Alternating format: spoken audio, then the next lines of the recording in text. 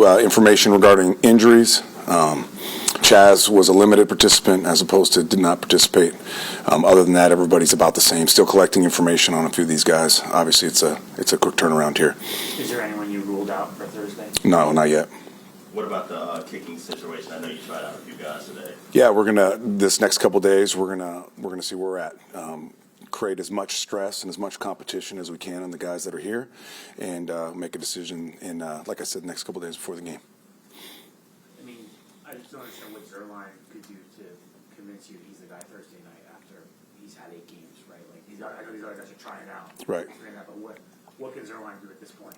Well, it's just the fact that it's a quick turnaround is a big part of that. You know, there's a synergy between a snapper, a kicker, and a punter, and the holder, and just making sure that that is right.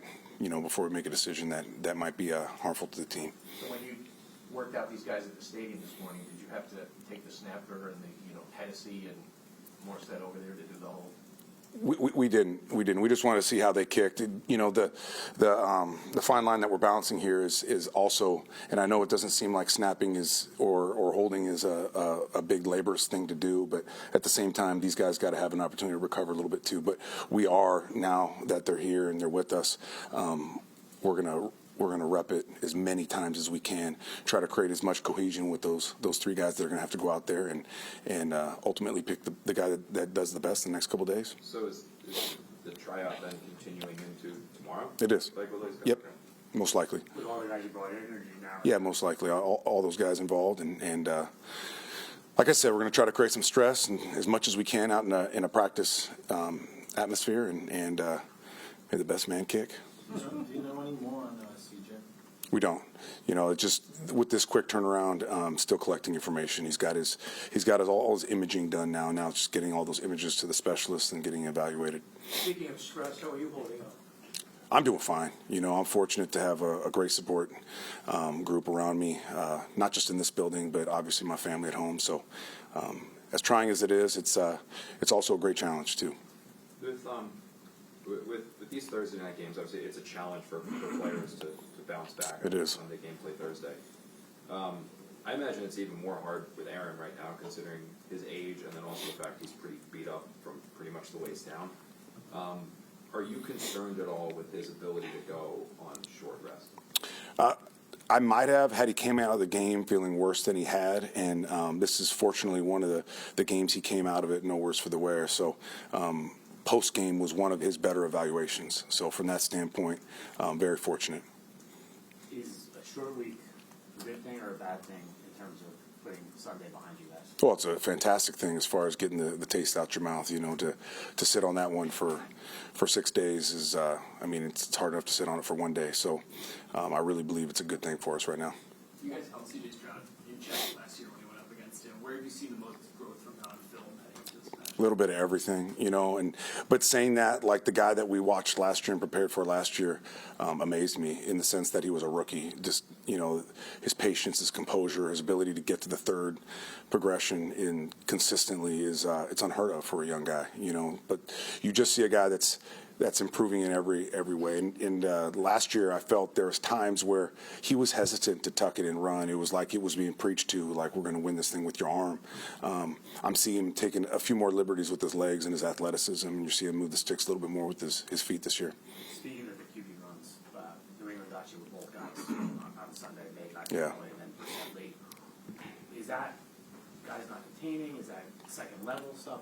What's happening? Yeah, one of them was a second level issue, and then the other one was just a rush issue. We gotta be disciplined with your rush lanes. You have to, you know. And we always talk about like a B gap escape is the one place quarterbacks always look to get out. So it's got to be more disciplined in that way. With regard to the whole offensive operation and trying to speed it up a little bit, what can be done on a short week, and what did you notice any common denominators there in terms of ways that it can speed up? Right, we shined a light on everything regarding that. So it's been addressed, obviously, with the offensive personnel, but it's everything. And I'm not saying this is what it is, but it's a combination of get the call in quickly, everybody, like the information, process it immediately, get to your alignments, get to the line of scrimmage with urgency.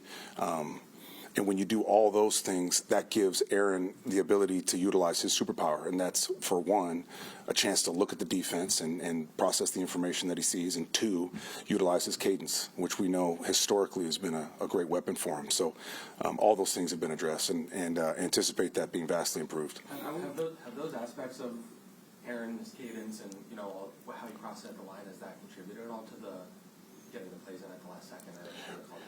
Well, it can be when there's a combination of maybe, and I'm not saying this is what it is, but maybe a late call, or maybe explaining to a guy coming out of the huddle exactly what he's got to get done, alignment, assignment, whatever it is. So it's a little bit of all those things, and then it's got to be improved across the board, and we know that, and that will be improved. We've seen the offense have some success with tempo earlier in the season. Is that also something you guys can do to I mean, that's just naturally speeding things up, right? Yeah, for sure. And that's one thing that he does really, really well. It's one of his superpowers, for sure, operating at the line of scrimmage. And I mean, he's one of the quarterbacks in this league, one of the few quarterbacks that, like in a 2-minute operation, he's running that show. So it's definitely a strength that we can lean on.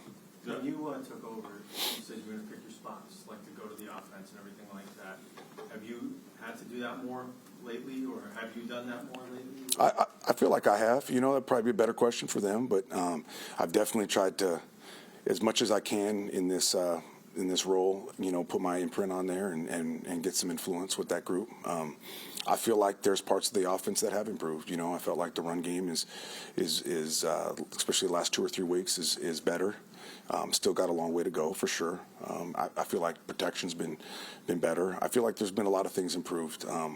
Are we where we need to be? Absolutely not. But I think the trajectory is in the right direction. You talked about just evaluating everything after the game, just in a short week, just the challenges of just trying to change things throughout the course of the week before Thursday. Yeah, it's hard to make big, substantial changes, whether it be schematic or technique or whatever the case may be.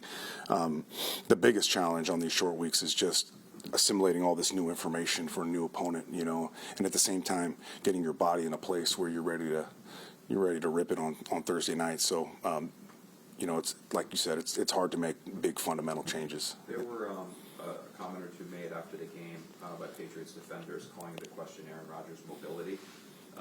Is that something you have a concern with right now? Well, I don't know if it's a concern, but he's not 100% from a health standpoint. We all know historically, like I said, cadence is one of his superpowers, but so his mobility has been a superpower too. His ability to extend plays and perform off platform. So, but at the same time, like there's been a big emphasis on this week of really being in rhythm and listen to your feet and trust your eyes and let it rip. So, you know, the right things are being emphasized. They are, and I'm excited to see some growth in that way. Has there been any consideration or thought into maybe sitting him a week or two to let him get healthy if it's proven to be a liability at all? Yeah, not at this point. Not at this point.